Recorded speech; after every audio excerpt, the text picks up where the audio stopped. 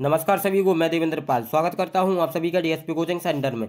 देखिएगा, आज हम ईएसआईसी एमटीएस का जनरल अवेयरनेस का प्रीवियस ईयर पेपर सॉल्व करेंगे, जिसमें आपके 25 क्वेश्चन हैं और 50 मार्क्स के हैं। यानी कि प्रत्येक क्वेश्चन आपका 2 नंबर का है। और देखिएगा, आपके एग्जाम में ज़्यादा समय नहीं बचा हुआ है, केवल आपके पास 15 दिन है और 15 दिन में आप जनरल अवेयरनेस में 45 प्लस मार्क्स ईजिली ला सकते हो, क्योंकि 15 दिन भी बहुत होते हैं। यदि आप अच्छे से तैयारी करते हो, अच्छे से पढ़ाई करते हो, केवल ये 15 दिन केवल आप स्टडी के लिए ही देना, और जितने भी आप काम करते हो सभी काम आप बंद कर देना ओनली 15 दिन के लिए, यदि आपको सिलेक्शन चाहिए तब। क्लियर है। और देखिएगा, 95% चांस है 2022 में भी इसी प्रकार के क्वेश्चंस पूछे जाएंगे। यानी जितने भी सेट में आपको कंप्लीट करवाऊं, उनसे आपका 95% जरूर पूछा जाएगा जनरल अवेयरनेस से। इसलिए वीडियो को कंप्लीट देखना और सभी क्वेश्चन अच्छे से याद कर लेना, क्योंकि आपके एग्जाम में ज़्यादा समय नहीं बचा हुआ है। चलिए हम स्टार्ट करते हैं। देखिएगा, क्वेश्चन नंबर फर्स्ट है हमारा, यानी ये जनरल अवेयरनेस का सेक्शन है, जिसमें आपके 25 क्वेश्चन हैं। देखिएगा क्वेश्चन नंबर फर्स्ट। 1875 में मोहम्मडन एंग्लो ओरिएंटल कॉलेज की स्थापना किसने की थी, जो बाद में अलीगढ़ मुस्लिम विश्वविद्यालय बना। तो देखिएगा, 1875 में मोहम्मडन एंग्लो ओरिएंटल कॉलेज की स्थापना की थी, वह की थी सैयद अहमद खान ने। किसने की थी? सैयद अहमद खान ने। और यह 1920 में यानी 1920 में अलीगढ़ मुस्लिम विश्वविद्यालय बना। कब बना? 1920 में। याद रखेंगे सभी मित्र। चलते हैं नेक्स्ट क्वेश्चन पर। देखिएगा, अर्थव्यवस्था में आय के अलावा लोगों द्वारा तलाश की जाने वाली चीज़ें क्या है? अर्थव्यवस्था में आय के अलावा लोगों द्वारा तलाश की जाने वाली चीज़ें क्या हैं? तो देखिएगा, ऑप्शन नंबर ए बराबर उपचार, सेकंड आज़ादी, थर्ड सुरक्षा। तो इनमें से देखिएगा ऑप्शन नंबर डी हमारा राइट आंसर हो जाएगा, क्योंकि अधिक आय के अलावा लोग सामान, उपचार, स्वतंत्रता, सुरक्षा और दूसरों के सम्मान जैसी चीज़ों को भी तलाश करते हैं। याद रखेंगे सभी। अधिक आय के अलावा लोग समान, उपचार, स्वतंत्रता, सुरक्षा और दूसरों के सम्मान जैसी चीज़ों को भी तलाश करते हैं। चलते हैं नेक्स्ट क्वेश्चन पर।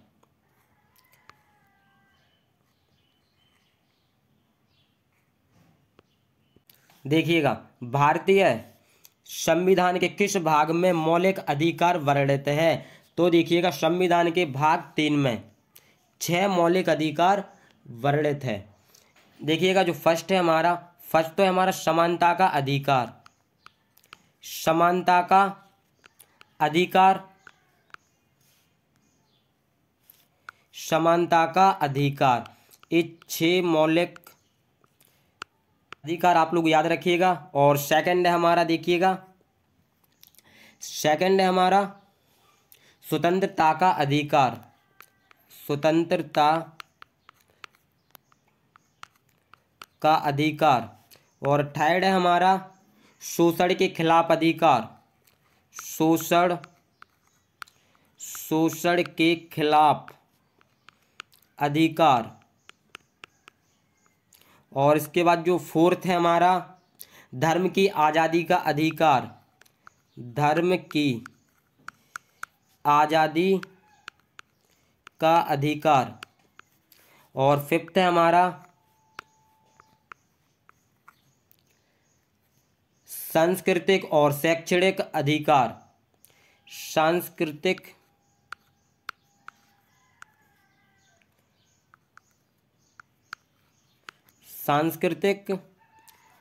और शैक्षणिक। आप लोग समझ जाना, यहाँ पे ठीक से नहीं लिख पा रहे हैं। शैक्षणिक अधिकार। और जो लास्ट है हमारा सिक्स्थ, वह है संवैधानिक उपचार का अधिकार। संवैधानिक उपचार का अधिकार। उपचार का अधिकार। ये 6 आप याद रखेंगे। कौन कौन से हैं?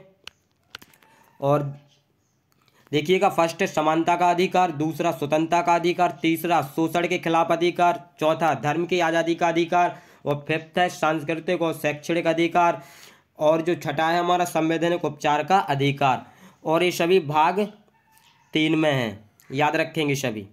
चलिए चलते हैं नेक्स्ट क्वेश्चन पर। देखिएगा, लोकतंत्र शासन का एक ऐसा रूप है जिसमें शासक लोगों द्वारा खालिस्तान जाता है। तो देखिएगा, मनोनीत किया जाता है, यानी ऑप्शन नंबर फर्स्ट इसका राइट आंसर हो जाएगा। लोकतंत्र शासन का एक ऐसा रूप है जिसमें शासक लोगों द्वारा मनोनीत किया जाता है।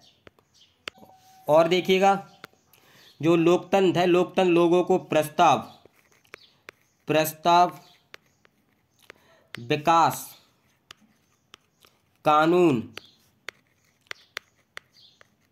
के निर्माण में सीधे या निर्वाचित प्रतिनिधियों के माध्यम से समान रूप से भाग लेने की अनुमति देता है। याद रखेंगे सभी।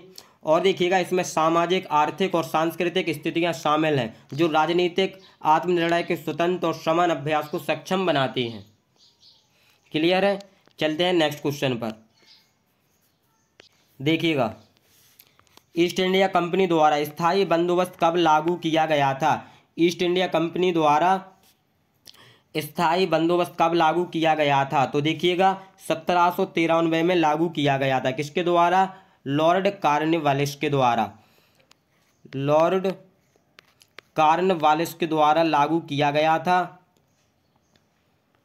याद रखेंगे सभी मित्र हमारे, लॉर्ड कॉर्नवालिस के द्वारा लागू किया गया था और 1793 में लागू किया गया था। यह मूल रूप से ब्रिटिश ईस्ट इंडिया कंपनी और जमींदारों के बीच भूमि राजस्व को ठीक करने के लिए एक समझौता था। क्लियर है? और देखिएगा, पहले बंगाल, बिहार, उड़ीसा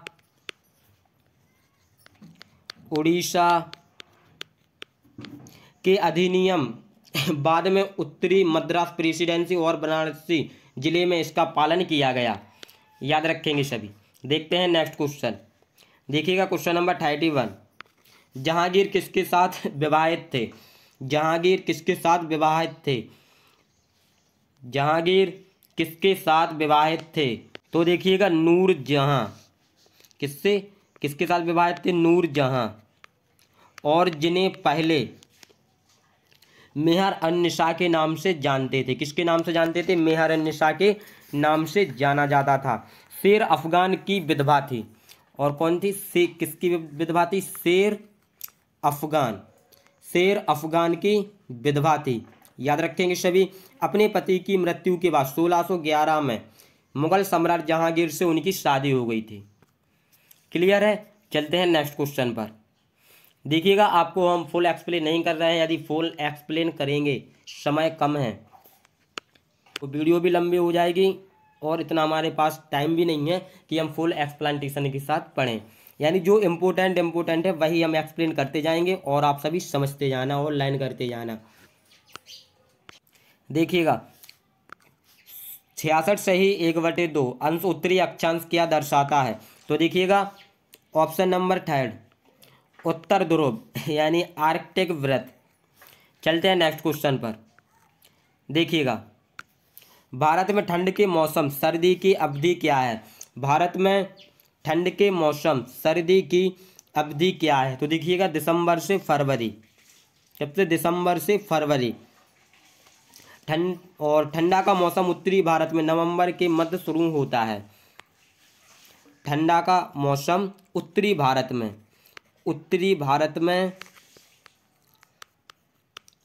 नवंबर के मध्य शुरू होता है। नवंबर के मध्य शुरू होता है। क्लियर है? और फरवरी तक चलता रहता है। और दिसंबर और जनवरी का महीना भारत के उत्तरी हिस्से में सबसे ठंडा महीना होता है। चलते हैं नेक्स्ट क्वेश्चन पर। देखिएगा, फसलों के लिए निम्नलिखित में से कौन सा निकाय न्यूनतम समर्थन मूल्य की अनुशंसा करता है? तो देखिएगा, ऑप्शन नंबर CACP यानी कमीशन और agriculture cost and price. Commission, देखिएगा, कमीशन फॉर एग्रीकल्चर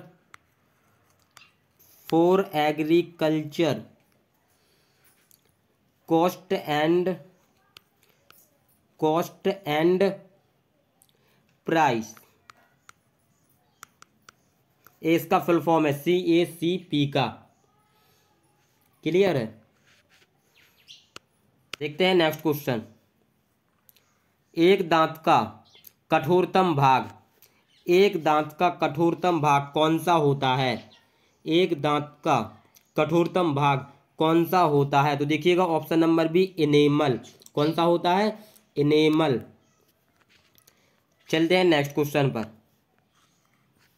देखिएगा, फेफड़ों में वायु कोशों की एक बड़ी संख्या खाली स्थान पाई जाती है। फेफड़ों में वायु कोशों की एक बड़ी संख्या खाली स्थान पाई जाती है। तो देखिएगा option number B, option number B यानी सेकंड, गैसों के विसरण हेतु अधिक सतही क्षेत्र के लिए, गैसों के विसरण हेतु अधिक सतही क्षेत्र के लिए। चलते हैं नेक्स्ट क्वेश्चन पर। देखिएगा, चुंबक अपने गुण कब खो देते हैं? चुंबक अपने गुण कब खो देते हैं? तो देखिएगा ऑप्शन नंबर ए, गर्म करने पर, बी हथौड़े पर पीटने पर, थर्ड ऊंचाई से गिराए जाने पर, यानी ऑप्शन नंबर 4 इसका राइट आंसर हो जाएगा, क्योंकि सभी विकल्प सही हैं। यानी जो चुंबक अपने गुण खोता है वो गर्म करने पर भी खोता है, हथौड़े से पीटने पर भी खोता है और ऊंचाई से गिराए जाने पर भी खोता है। इस प्रकार से इसका राइट आंसर हो जाएगा ऑप्शन नंबर 4, क्योंकि सभी के कारण चुंबक अपना गुण खो देती है। देखते हैं नेक्स्ट क्वेश्चन। देखिएगा, किसी वस्तु द्वारा एकांक समय में तय की गई दूरी को क्या कहते हैं? किसी वस्तु द्वारा एकांक समय में तय की गई दूरी को क्या कहते हैं? तो देखिएगा ऑप्शन नंबर बी, चाल। क्या कहते हैं? चाल। और एक क्या है? एक अदिश राशि है। क्या है? एक अदिश राशि है। और देखिएगा थोड़ा और, गति की यह वह दर है जिस पर एक वस्तु दूरी को तय करती है और इसका जो SI मात्रक है वह है मीटर प्रति सेकंड। मीटर प्रति सेकंड याद रखेंगे सभी। चलते हैं नेक्स्ट क्वेश्चन पर। कंप्यूटर में इनपुट के बाद जानकारी क्या कहलाती है? कंप्यूटर में इनपुट के बाद जानकारी क्या कहलाती है? तो देखिएगा ऑप्शन नंबर 4, आंकड़ा।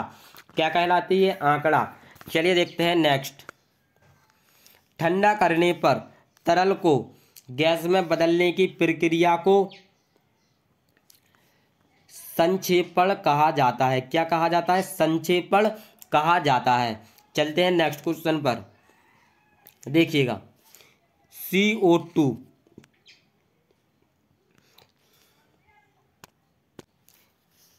खाली स्थान के गठन के कारण चूने के पानी को दूधिया बना देता है। तो देखिएगा इसका राइट आंसर हो जाएगा ऑप्शन नंबर बी, CaCO3। देखिएगा, आग घुलनशील कैल्शियम कार्बोनेट CaCO3 के गठन के कारण कार्बन डाइऑक्साइड, जो कार्बन डाइऑक्साइड होती है ये नींबू पानी में बदल जाती है। किस में बदल जाती है? नींबू पानी में बदल जाती है। क्लियर है। देखते हैं नेक्स्ट। देखिएगा क्वेश्चन नंबर 92। निम्नलिखित में से कौन सा एक प्राकृतिक परितंत्र नहीं है? निम्नलिखित में से कौन सा एक प्राकृतिक परितंत्र नहीं है? तो देखिएगा ऑप्शन नंबर 4, बगीचा। क्योंकि जो बगीचा होता है एक कृत्रिम परितंत्र है, प्राकृतिक परितंत्र नहीं है। और बाकी देखिएगा, वन प्राकृतिक परितंत्र है, तालाब प्राकृतिक परितंत्र है, झील प्राकृतिक परितंत्र है, लेकिन बगीचा एक कृत्रिम परितंत्र है। क्लियर है। देखते हैं नेक्स्ट। देखिएगा, भारत देश का दक्षिणतम बिंदु कौन सा है? भारत देश का दक्षिणतम बिंदु कौन सा है? तो देखिएगा इंदिरा पॉइंट, ऑप्शन नंबर 4 इसका राइट आंसर हो जाएगा। देखते हैं नेक्स्ट क्वेश्चन। देखिएगा, स्टेथोस्कोप का आविष्कार किसने किया? स्टेथोस्कोप का आविष्कार किसने किया? तो देखिएगा ऑप्शन नंबर 4, रेने लायनेंक ने। रेने लायनेंक ने। चलिए देखते हैं नेक्स्ट क्वेश्चन। माउंट एवरेस्ट पर चढ़ने वाली प्रथम भारतीय महिला कौन थी? माउंट एवरेस्ट पर चढ़ने वाली प्रथम भारतीय महिला कौन थी? तो देखिएगा option number A Bachendri Pal.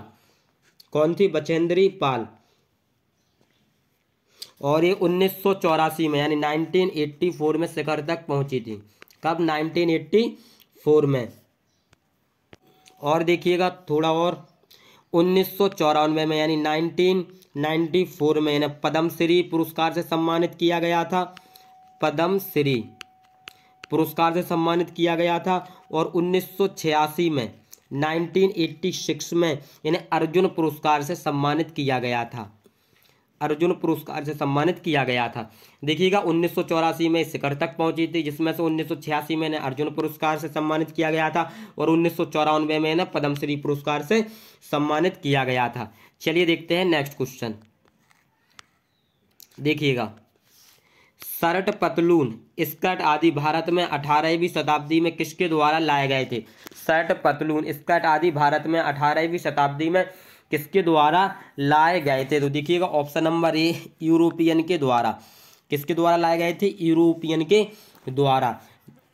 याद रखेंगे सभी। चलिए देखते हैं नेक्स्ट।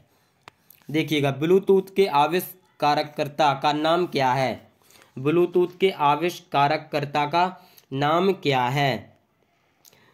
तो देखिएगा ऑप्शन नंबर 4 जाप हार्टसन। क्या है? जाप हार्टसन।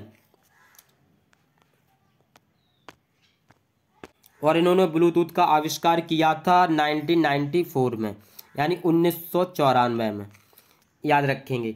चलिए देखते हैं नेक्स्ट। देखिएगा question number 98 essays on Gita नामक पुस्तक के लेखक कौन हैं? तो देखिएगा ऑप्शन नंबर 4 अरविंदो घोष। देखते हैं नेक्स्ट। देखिएगा निम्नलिखित में से कौन सा नई दिल्ली में आयोजित भू राजनीति और भू अर्थशास्त्र का वार्षिक सम्मेलन है? निम्नलिखित में से कौन सा नई दिल्ली में आयोजित भू राजनीति और भू अर्थशास्त्र का वार्षिक सम्मेलन है? तो देखिएगा रायसीना वार्ता। ऑप्शन नंबर 3 इसका राइट आंसर हो जाएगा। चलिए देखते हैं next question. Question number 100 Fatehpur Sikri स्थित बुलंद दरवाजा अकबर द्वारा गुजरात पर अपनी विजय के प्रतीक के रूप में बनवाया गया था। याद रखेंगे सभी। और देखिएगा बुलंद दरवाजा उत्तर प्रदेश के आगरा जिले के फतेहपुर सीकरी में स्थित है। कहाँ पर स्थित है? आगरा जिले के फतेहपुर